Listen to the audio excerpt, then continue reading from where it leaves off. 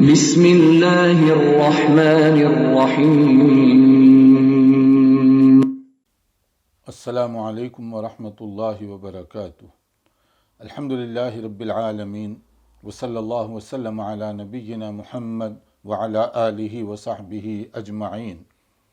حضرات، چھٹے پارے کی تفسیر کا خلاصہ پیش کیا جا رہا ہے۔ پانچویں پارے کے آخر اور چھٹے پارے کے شروع میں منافقین کا تذکرہ مختلف انداز سے کیا گیا۔ قرآن کریم کی مختلف صورتوں میں منافقین کا ذکر کیا گیا۔ ہیپوکریٹ اور ہیپوکریسی، نفاق، یہ بہت خطرناک مرض ہے جو دلوں میں پیدا ہوتا ہے اور آدمی صراط مستقیم سے بھٹک جاتا ہے۔ منافقین کو سخت ناپسند کیا گیا۔ ان المنافقین فی الدرک الاسفل من النار، جہنم کے بدترین ٹھکانوں میں ان کو داخل کیا جائے گا۔ منافق یعنی کہے کچھ اور دل میں کچھ اور چھپایا ہوا ہو، ظاہر کرے کہ وہ اللہ کو مانتا ہے، رسول اللہ صلی اللہ علیہ وسلم کو مانتا ہے، وہ مسلمانوں کے ساتھ ہے، وہ اسلامی شریعت کی قدر کرتا ہے، لیکن اس کے دل میں یہ سب چیزوں سے عداوت ہو، بغض ہو، یہ چیزوں سے وہ اپنے آپ کو دور رکھنے کی کوشش کر رہا ہو، تو اس سے سماج کو بہت زیادہ نقصان پہنچا۔ اور ہر زمانے میں یہی منافقین بہت زیادہ نقصان کا باعث بنتے رہے۔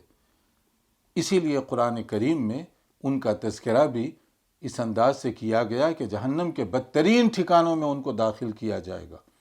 ہاں، نفاق کا تعلق چونکہ دل کی بیماری کے ساتھ ہے، کسی کو یہ حق نہیں پہنچتا کہ پوائنٹ کر کے کسی آدمی کے بارے میں کہیں کہ تم منافق ہو۔ ہم منافق کی نشانی بتا سکتے ہیں، علامتیں بتا سکتے ہیں، طریقہ عمل بتا سکتے ہیں، مگر کسی آدمی کے بارے میں یہ کہنا کہ یہ منافق ہے، یہ غلط ہو جائے گا۔ اس لیے کہ دل، دماغ، نیت اور اخلاص یہ وہ چیزیں ہیں جو سوائے اللہ جو عالم الغیب ہے کوئی اور نہیں جانتا۔ پھر اس میں ان کا ایک اور انداز پیش کیا گیا، جسے کہا گیا کہ وہ لوگ کس طریقے سے کوشش کرتے ہیں کہ نقصان پہنچائیں۔ جیسے چھٹے پارے کی شروع ہی کی آیت میں جو بات کہی گئی، لا يحب اللہ الجہر بالسوء من القول الا من ظلم۔ اگر تو کبھی ایسی سچویشن پیدا ہو جائے کہ آدمی کو کچھ لوگ پکڑ لیں، اس کو نرغے میں لے لیں اور اس کو مجبور کریں، فورس کر کے اس کی زبان سے کوئی ایسی بات نکلوائیں جو شریعت اسلامیہ کے خلاف ہو، ایمان اور عقیدے کے خلاف ہو، اور وہ جان بچانے کے لیے کہہ دیتا ہے، تو اس طرح کہنے سے دائرہ اسلام سے وہ خارج نہیں ہوگا۔ نبی کریم صلی اللہ علیہ وسلم کا جو ابتدائی زمانہ تھا مکہ مکرمہ کا، اس میں کچھ ایسے صحابہ جن کا سوشل اسٹیٹس ذرا سا کمزور تھا، مشرکین عرب انہیں اپنے ظلم و ستم کا نشانہ بنایا کرتے تھے، بڑی سخت تکلیف میں پہنچایا کرتے تھے۔ تو کبھی کبھی جان بچانے کے لیے یا ان تکلیفوں سے اپنے آپ کو بچانے کے لیے کوئی ایسی بات کہنی پڑتی جو وہ پسند نہیں کرتے تھے۔ جب نبی صلی اللہ علیہ وسلم سے اس کا ذکر کیا گیا تو آپ نے پوچھا، جس وقت تم اس طرح کی یعنی بے ادبی اور گستاخانہ بات زبان سے نکالتے ہو میرے بارے میں، تمہارا اس میں دل کی کیفیت کیا ہوتی ہے؟ تو ان کا جواب تھا کہ ہم دل سے تو آپ کو پسند کرتے ہیں، آپ پر ایمان لائے ہوئے ہیں ہم، لیکن یہ اپنی جان کو بچانے کے لیے، یہ اذیت سے بچنے کے لیے کبھی اس طرح کی بات کرنی پڑتی ہے۔ تو نبی صلی اللہ علیہ وسلم نے نہ صرف انہیں اجازت دی بلکہ حوصلہ افزائی فرمائی کہ اگر آئندہ بھی ضرورت پڑے تو کہہ دو اسی طرح سے۔ مطلب کیا ہے؟ دل اور دماغ ایمان پر مطمئن، اللہ اور اس کے رسول کی محبت سے سرشار، لیکن ظاہری حالات اور مصیبت سے بچنے کے لیے کبھی وہ آدمی اس طرح کا کوئی جملہ استعمال کر دیتا ہے یا ذو معنی کوئی لفظ کہہ دیتا ہے تو کوئی اس کے ایمان پر فرق نہیں پڑے گا۔ البتہ منافقین کا معاملہ اس سے مختلف ہے۔ وہ نبی صلی اللہ علیہ وسلم کی خدمت میں آتے مدینہ منورہ میں ظاہر ایسے کرتے جیسے کہ نبی کے ماننے والے ہیں، لیکن دل اور دماغ نبی کی عداوت سے، دشمنی سے، بغض سے بھرا ہوا ہوتا۔ کہا گیا ان الذین یکفرون باللہ ورسلہ ویریدون ان یفرقوا بین اللہ ورسلہ ویقولون نؤمن ببعض ونکفر ببعض ویریدون ان یتخذوا بین ذلک سبیلا۔ ان کا انداز کچھ ایسا ہے، کبھی کہتے ہیں کہ ہم اللہ کو تو نہیں مانتے، رسول اللہ کو مانتے ہیں، کبھی کہتے ہیں کہ ہم اللہ کو مانتے ہیں مگر رسول کو نہیں مانتے، تفریق کرنا چاہتے ہیں، یعنی ایمان کا ایک پورشن قبول کر رہے ہیں اور دوسرے حصے سے انکار کر رہے ہیں۔ تو یہاں صاف بتا دیا گیا کہ مومن بننے کے لیے ضروری ہے کہ تم اللہ کی وحدانیت کو قبول کرو اور رسول اللہ صلی اللہ علیہ وسلم کی رسالت کو تسلیم کرو۔ اگر اس میں کوئی آدمی تفریق کرتا ہے اور یہ کہتا ہے کہ میں اللہ پر ایمان رکھوں گا مگر رسول اللہ کو نہیں مانتا، وہ مسلمان نہیں ہو سکتا، دائرہ اسلام سے وہ آدمی خارج ہو جائے گا۔ یہاں حکم دیا جا رہا ہے کہ اللہ تبارک و تعالیٰ کے ساتھ رسول اللہ صلی اللہ علیہ وسلم پر بھی ایمان لانا یہ ضروری ہے۔ یہیں پر ایک اور غلط فہمی کو بھی دور کر لیجئے کہ بہت سارے لوگ اس وقت بھی ایسے ہیں جو کہتے ہیں کہ ہمارے لیے قرآن مجید کافی ہے، اس کے علاوہ کوئی چیز ہمارے لیے آخری اتھارٹی نہیں ہے۔ تو قرآن مجید کو کیسے سمجھیں گے آپ؟ قرآن کریم کو کوئی اگر یہ کوشش کرتا ہے کہ میں زبان دانی کی بنیاد پر سمجھوں گا تو وہ سخت دھوکے میں ہے، کیونکہ قرآن کتاب ہدایت ہے، کتاب فرقان ہے۔ اس کے لیے کسی شارح کی ضرورت، اور وہ شرح کون کر سکتا ہے؟ میں اور آپ، یا وہ جن پر یہ قرآن براہ راست نازل ہو رہا تھا، وہی کی روشنی میں جو ہمیں ہدایات دے رہے تھے۔ ظاہر ہے میرے اور آپ کی گفتگو، ایکسپلینیشن، اس میں غلطی کے امکانات بہت زیادہ ہیں، مگر رسول اللہ صلی اللہ علیہ وسلم جن پر براہ راست وہی نازل ہو رہی تھی، آپ کے جو فرمودات ہیں ان سے بہتر کوئی قرآن مجید کی تشریح، وضاحت، تفسیر نہیں ہو سکتی۔ اسی لیے قرآن کریم کو درست اور صحیح معنوں میں قابل عمل شکل میں دیکھنے کے لیے، جاننے کے لیے رسول اللہ صلی اللہ علیہ وسلم کا سہارا ضروری ہے۔ رسول اکرم صلی اللہ علیہ وسلم کے ارشادات فرامین ضروری ہیں۔ کوئی آدمی نبی کریم صلی اللہ علیہ وسلم کی ہدایات کے بغیر قرآن سمجھنے کا دعویٰ کرتا ہے تو وہ گمراہ ہو سکتا ہے، راہ راست سے بھٹک سکتا ہے۔ ممکن ہی نہیں ہے کہ کتاب ہدایت کو آپ زباندانی کی بنیاد پر سمجھنے کی کوشش کریں کہ صرف مجھے عربی آتی ہے تو میں جو چاہے اس کا ترجمہ کر لوں۔ نہیں، عربی صرف لغت کے ذریعے سے نہیں، یہ کوئی لٹریچر کی کتاب نہیں ہے، ہدایت نامہ ہے، اور ہدایت نامے کے لیے ایک ہادی کا ہونا ضروری ہے، ایک ماڈل کا ہونا ضروری ہے۔ پھر اہل کتاب، چونکہ سورہ مائدہ ہے تو اس کے اندر نصارہ، اہل کتاب کے بگاڑ، ان کی خرابیوں کا تذکرہ بہت تفصیل کے ساتھ کیا گیا کہ عیسیٰ علیہ السلام ان کی حقیقی پوزیشن ہے کیا، اور نصارہ نے ان کو کیا سے کیا بنا دیا۔ اسی طریقے سے یہودیوں نے حضرت موسیٰ علیہ السلام کی کیسے کیسے نافرمانی کی۔ تو سورہ مائدہ اس اعتبار سے بہت اہم سورت ہے کہ اس میں اہل کتاب کے بگاڑ اور خرابیوں کے جو اسباب ہیں اس کا بھی ذکر بہت تفصیل کے ساتھ کیا گیا۔ مثلا ایک چیز جو 171 آیت میں کہی گئی، غلو، ایکسٹریمزم، یہ اصل میں خرابیوں کی جڑ ہے، اس کا یہاں خاص طور پر ذکر کیا گیا۔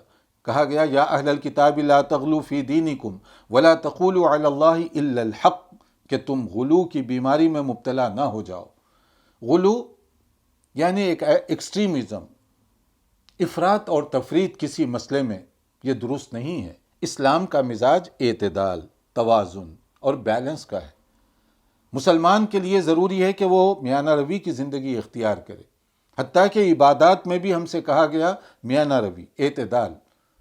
اعتدال کو چھوڑ دیں گے تو مسلمانوں کے اندر بھی خرابی پیدا ہوگی، یا افراط کا شکار ہوں گے یا تفریط کا شکار ہوں گے، دونوں چیزیں غلط ہیں۔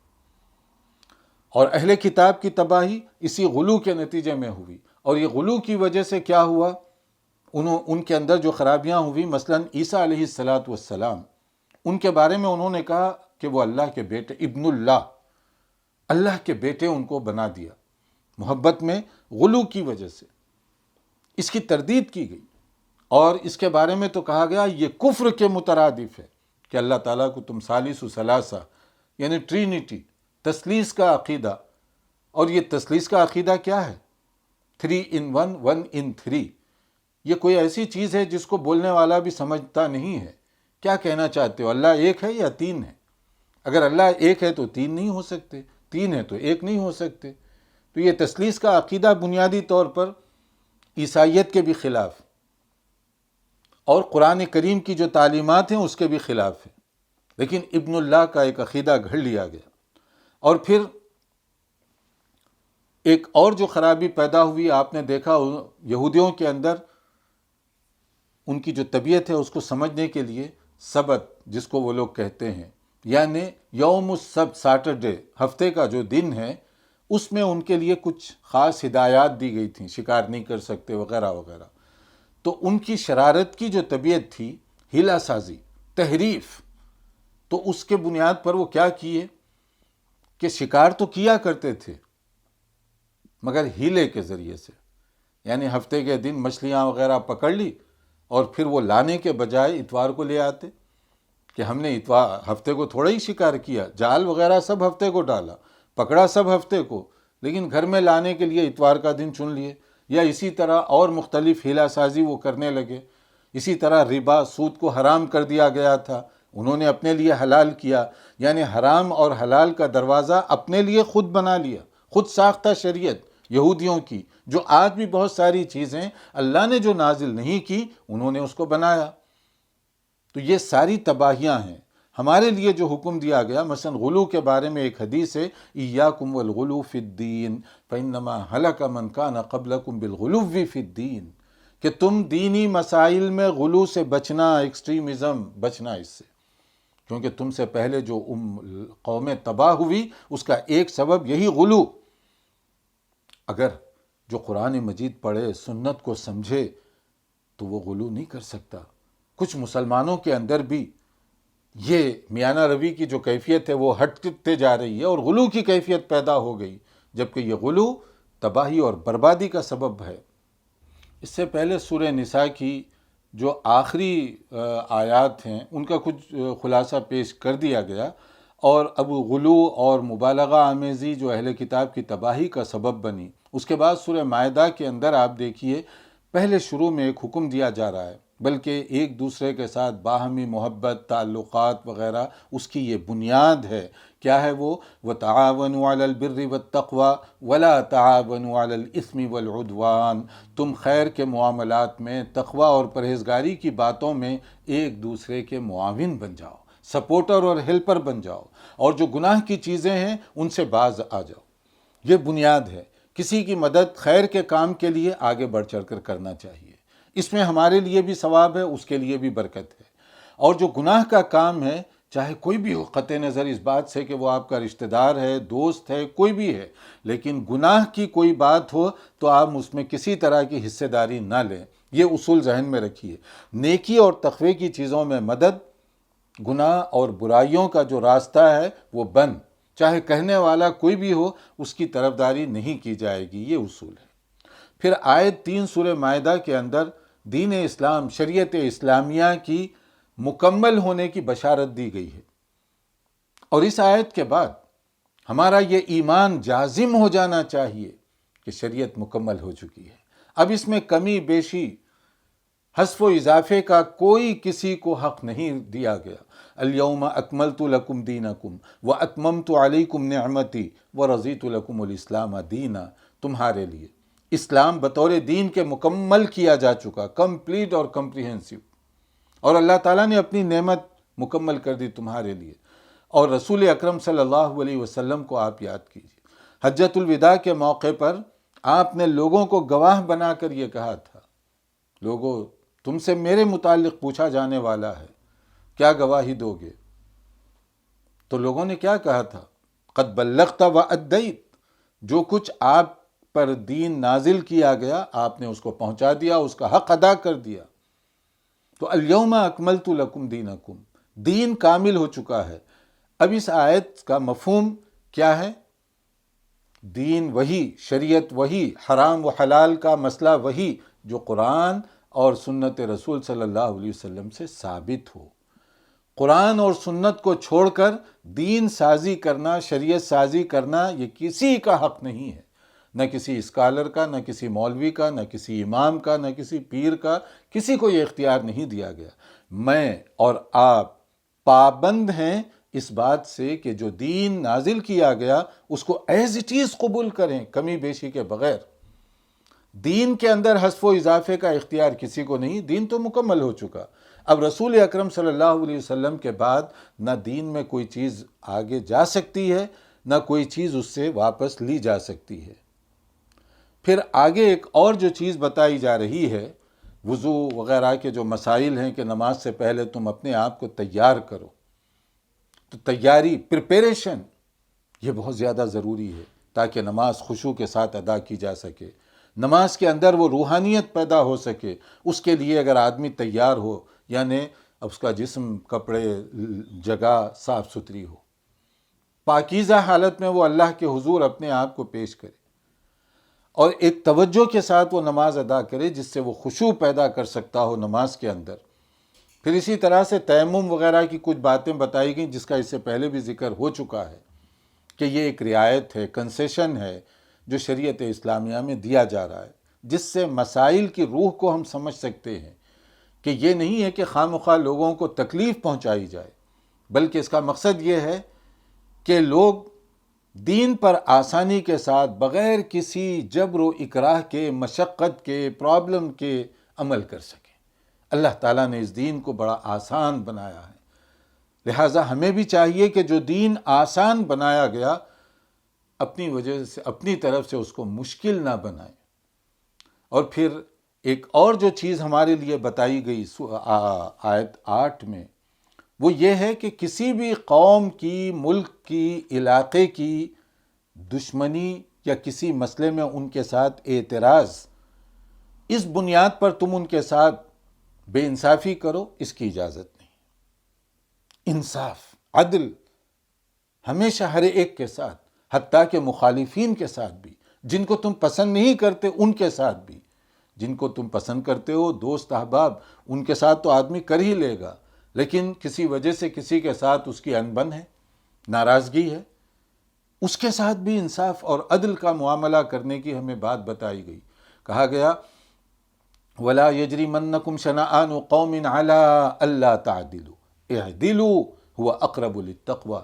کسی قوم کی، کسی گروہ کی دشمنی کی وجہ سے تم ان کے ساتھ بے انصافی کرو، یہ جائز نہیں۔ عدل کرو، یہی تقوی اور پرہیزگاری کی بات ہے۔ اگر مخالفین کے ساتھ عدل و انصاف کا حکم ہو تو آپ سوچئے جو دوست احباب ہیں، جو طرفدار ہیں، کیا ان کے ساتھ بے انصافی کی جا سکتی ہے؟ عدل، انصاف، یہ اسلامی تعلیمات کا ایک بہت اہم اصول اور قانون ہے۔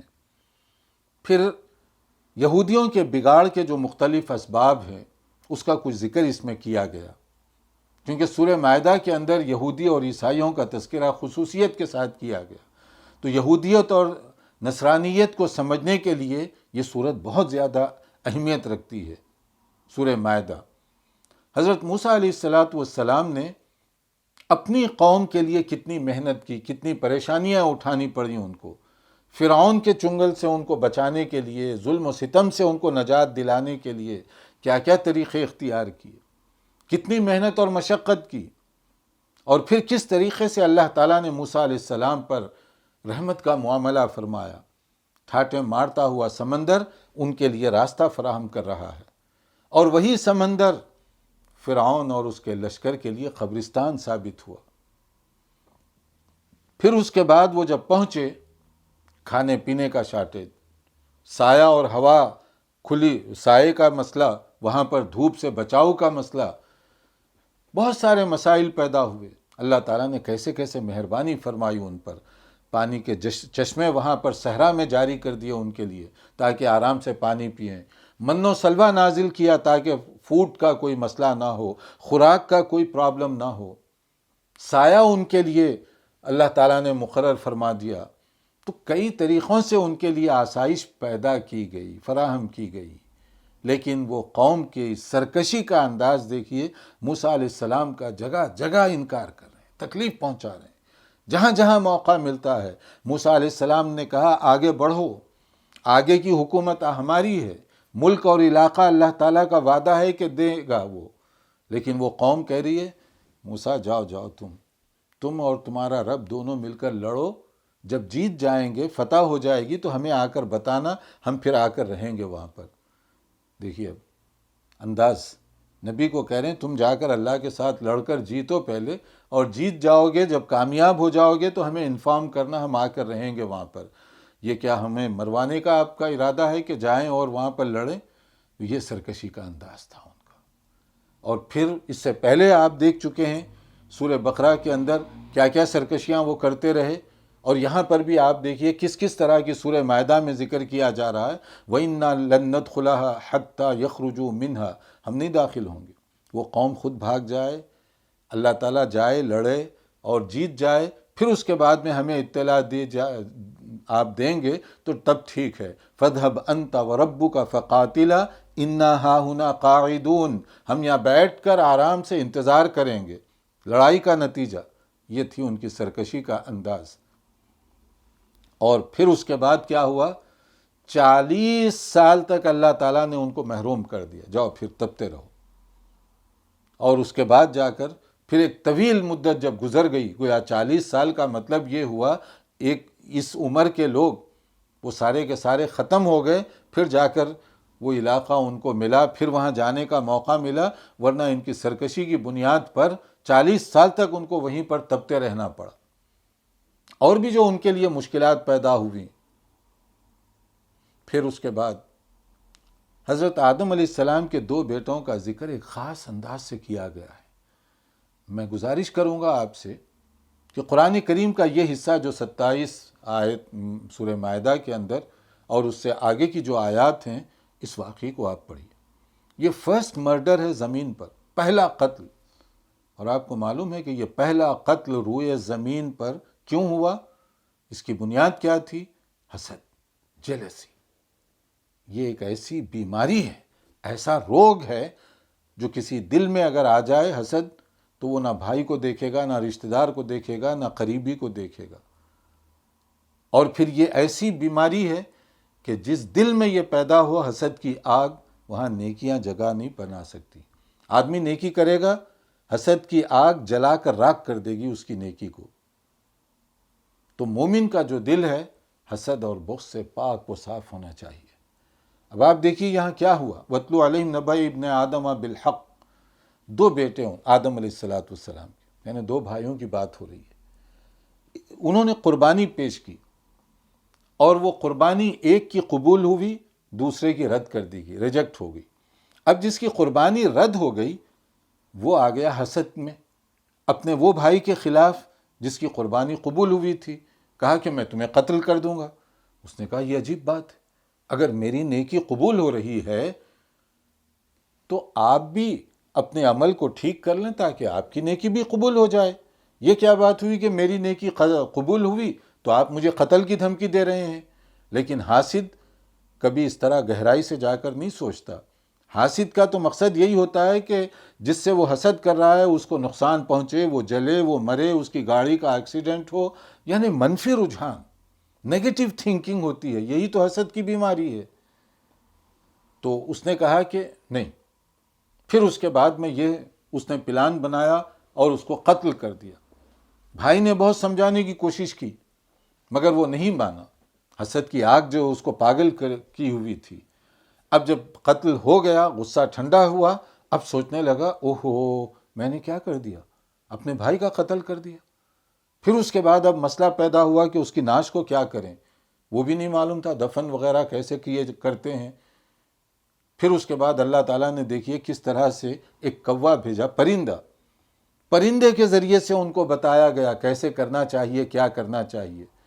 تو اس لیے یہ واقعہ اس حیثیت سے بہت ضروری ہے کہ آج یہ گھر گھر کی بیماری ہے، اور اس بیماری کے نتیجے میں کیا سے کیا ہوتا ہے اس کو سمجھنے کے لیے یہ واقعہ بہت ضروری ہے، اور ہم اپنے دل اور دماغ کو حسد اور بغض، نفرت اور عداوت کی جو آگ ہے اس سے صاف کرنے کی کوشش کریں۔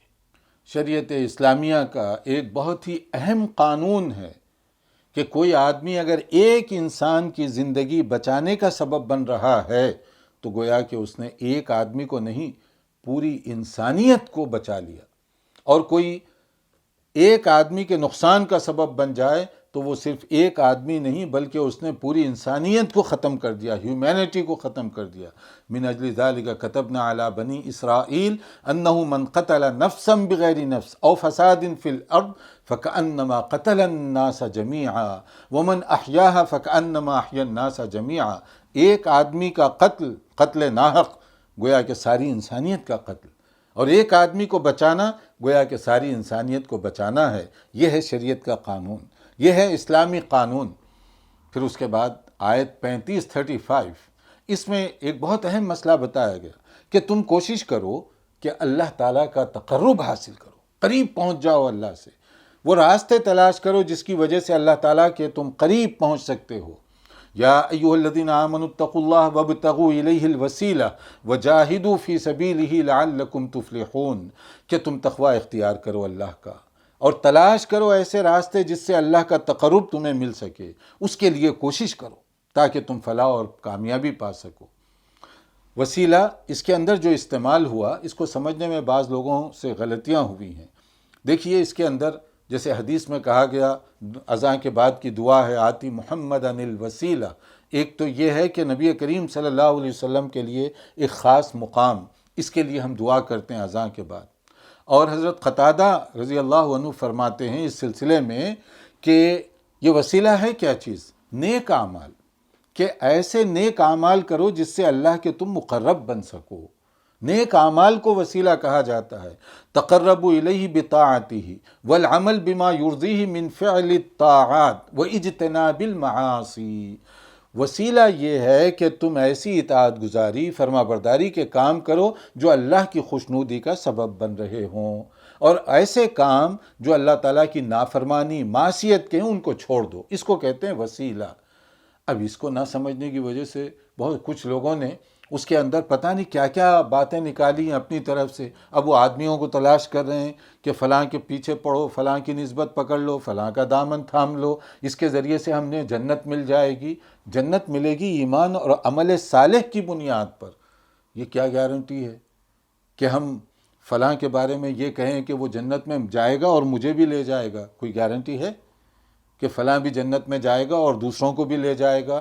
وہاں تو نفسی نفسی کا عالم ہوگا، اور وہاں کیا ہوگا، کس کے بارے میں کیا فیصلہ ہوگا، کون کہہ سکتا ہے؟ حتیٰ کہ سب سے زیادہ مقدس ترین ہستی رسول اکرم صلی اللہ علیہ وسلم کی گھر کے قریبی، فیملی کے قریبی لوگوں کو جمع کر کے آپ کیا کہہ رہے ہیں؟ اعملی لا اغنی عنک من اللہ شیئا، اپنی پھوپھی جان سے، اپنی بیٹی سے، قریبی رشتہ داروں سے خطاب کرتے ہوئے کہ تم عمل کرو، عمل کے بغیر میں تمہارے کوئی کام نہیں آ سکتا۔ یعنی کیا معنی ہوا؟ وسیلہ جو ہے سب سے زیادہ بہتر، پاورفل، وہ آپ کا اپنا عمل، آپ کا اپنا ایمان، درست ایمان، صحیح عمل، یہی تمہارے لیے نجات کا ذریعہ بننے والا ہے۔ اس کے لیے آدمی کو کوشش یہ کرنی چاہیے ایسے راستے تلاش کرے جس سے نیکیاں مل سکیں، جس سے زیادہ عمل ہم کر سکیں، وہ راستے جیسے صحابہ کرام تلاش کیا کرتے تھے۔ نوافل کا اہتمام، کوئی روزے کا اہتمام، کوئی صدقہ و خیرات کا اہتمام، کوئی خدمت خلق کا اہتمام، کوئی مریض کی مدد کر کے وہ اس کو خوش کرنے کی کوشش کر رہا ہے، کیسے کیسے وہ عمل کیا کرتے تھے تاکہ اللہ کے پاس زیادہ سے زیادہ اونچے درجات مل سکیں۔ اور پھر اس کے بعد یہاں پر سزاؤں کی ایک بات کہی گئی، خاص طور پر چوری کے حوالے سے کوئی بات سزا کے بارے میں کہا گیا آیت 38 میں، والسارق والسارقۃ فاقطعوا ایدیہما جزاء بما کسبا، کہ چور چاہے مرد ہو یا عورت ہو اس کا ہاتھ کاٹنے کی بات کہی گئی۔ لیکن اس سے پہلے ہم بتا چکے ہیں اسلام میں جو حدود اور قصاص یعنی اسلامی سزاؤں کا نفاذ ہے، پینل لا، اس کے لیے ضروری ہے کہ باقاعدہ عدالت ہو، ٹرائل ہو، اور قاضی وہاں پر یہ فیصلہ کرے کہ واقعی اس سے یہ جرم سرزد ہوا ہے اور اس کے لیے یہ سزا ہے جو شریعت میں مقرر کی گئی۔ ایسا نہیں ہے کہ میں کسی چور کو پکڑوں ہاتھ کاٹ دوں، آپ کسی اور شرابی کو دیکھیں کوڑے مار دیں، ایسا نہیں ہے۔ ایک باقاعدہ نظام ہے، ایک سسٹم ہے، اور وہ ایک سسٹم کے تحت عدالت سے گزرے گا، ٹرائل ہوگا، اس کے بعد میں اس کی سزا اس بارے میں ڈکلیئر کیا جائے گا۔ اور چور کے بارے میں دیکھنے میں جیسے بعض لوگ اعتراض کرتے ہیں بڑی سخت سزا ہے ہاتھ کاٹنے کی، اس لیے کہ یہ اللہ کا قانون ہے اور اللہ خالق ہے، خالق سے زیادہ حکمت کوئی اور نہیں جانتا اپنی مخلوق کے بارے میں۔ اسلامی سزاؤں کا مقصد معاشرے سے، سوسائٹی سے جرم کو ختم کرنا ہے، نہ کہ مجرموں کی پشت پناہی اور ہیلپ کر کے جرم سے پورے معاشرے کو آلودہ کرنا۔ یہ نہیں ہے مقصد، معاشرے کو صاف ستھرا کرنا ہے، اور صاف ستھرا کرنے کے لیے سخت سزاؤں کی ضرورت ہے۔ اگر چور کا ہاتھ لوگوں کے سامنے کاٹا جائے گا تو اس معاشرے میں پھر کسی کو ہمت نہیں ہوگی مستقبل قریب میں کہ چوری کرے۔ معلوم ہے کہ کیا سزا ہوگی، اس کے بجائے آپ کہیں کہ 6 مہینے کی سزا ہوگی، جیلیں بھر جائیں گی، جیسے آج کل ہو رہا ہے۔ قانون جو آج کل کا ہے وہ ناکام ہو رہا ہے۔ جیل کیوں بھر رہی ہے؟ اس لیے کہ سزاؤں کا جو تصور ہے اس وقت وہ گویا کہ ان کی حوصلہ افزائی کر رہا ہے۔ ایک چور کو اگر معلوم ہو $1,00,000 میں چوری کروں گا اور اس کے لیے مجھے 6 مہینے کاٹنے پڑ جائیں گے، تو وہ تو حساب کرے گا نا کہ 6 مہینے کے لیے اگر میں کماؤں گا تو کتنا کماؤں گا، تو ٹھیک ہے چوری کروں گا، اگر پکڑا گیا 6 مہینے گزار لوں گا، پھر بھی وہ ضرب تقسیم کر لے گا، پر مہینہ مجھے جو آمدنی ہے وہ اچھی ہوگی۔ گویا حوصلہ افزائی کی جا رہی ہے۔ اسلام میں حوصلہ شکنی کی جا رہی ہے، اس کے لیے جو سزائیں دیکھنے میں سخت لگتی ہیں لیکن اس میں امن ہے، اس میں سکون ہے، اس میں تمام لوگوں کے لیے راحت ہے کہ مجھے معلوم ہے کہ میرا گھر میں رہوں یا نہ رہوں محفوظ ہے۔ چور کوئی چوری کرنے کی ہمت نہیں کرے گا، دکان میری محفوظ ہے، کوئی لوٹنے کی ہمت نہیں کرے گا۔ سزائیں سخت نہ ہوں تو پھر دن دھاڑے لوٹنے کی لوگ کوشش کریں گے۔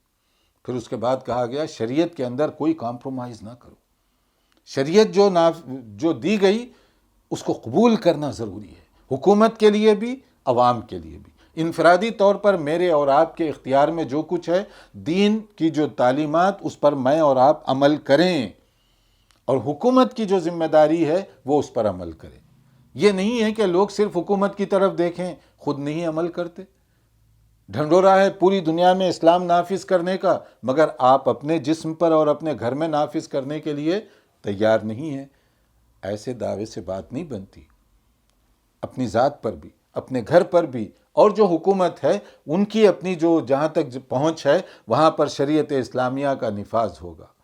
اور پھر اس کے بعد میں نماز وغیرہ کے سلسلے میں ایک بڑی اہم بات بتائی گئی کہ نماز اسلام کا رکن ہے، فرض ہے ایک مسلمان مرد اور عورت پر دن میں 5 مرتبہ، لیکن کچھ لوگ ایسے ہیں جو نماز کے مسئلے میں سستی اور غفلت کرتے ہیں، اور کچھ لوگ اس سے زیادہ ایسے ہیں، کریلا نیم چڑا والی مثال ہے کہ خود بھی نماز نہیں پڑھتے اور پڑھنے والوں کی حوصلہ شکنی کی جاتی ہے، طرح طرح سے انہیں تکلیفیں، اذیت پہنچانے کی کوشش کی جاتی ہے، ایسے جملے اور اس طرح کی باتیں جس سے آدمی کو دل آزاری ہو، تکلیف ہو، تو جیسے یہ منافقین کی علامتوں میں اس کو شمار کیا گیا۔